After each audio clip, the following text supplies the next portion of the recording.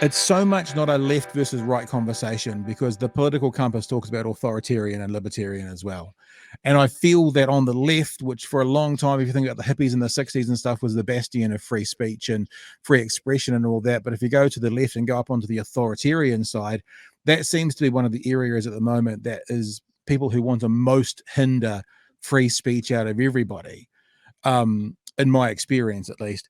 And it seems that the closer you get to libertarianism on the left or the right, the more you seem to be for free speech.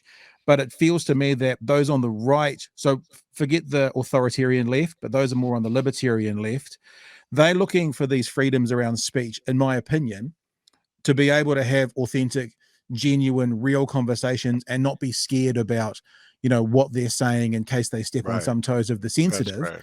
Get Whereas canceled. whereas those on the right seem to want to have free speech so they can use the N word and the F word and go, well, they're just words.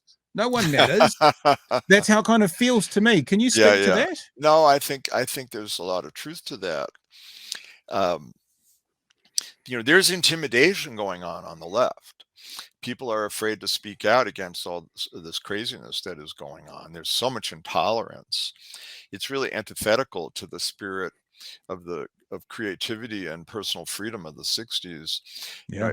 It's a kind of McCarthyism, if you know what I'm referring to, that Yep. Senator McCarthy going after people for their thoughts and their beliefs. It's very intolerant, and it helps the right when the left is seen as intolerant in that way. Um, so it's a big problem, and people within a lot of the progressive organizations who know better are afraid to speak out because they do get canceled and their careers do get ruined and mobs do come after them online. So it's not a good period for that. That's certainly true. On the right, I don't think that there's an intentional desire to hurt people, but um, people on the right in America, they really don't like the idea of, for example, kids being taught the history of racism in America. Mm. They want it to be all rah rah, America is only great. Well, America Yeah. isn't only great and hasn't only been great, although it has many great aspects.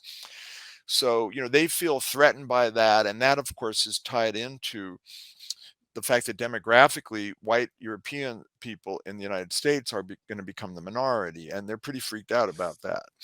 Um, but people better get used to it. It's what's happening.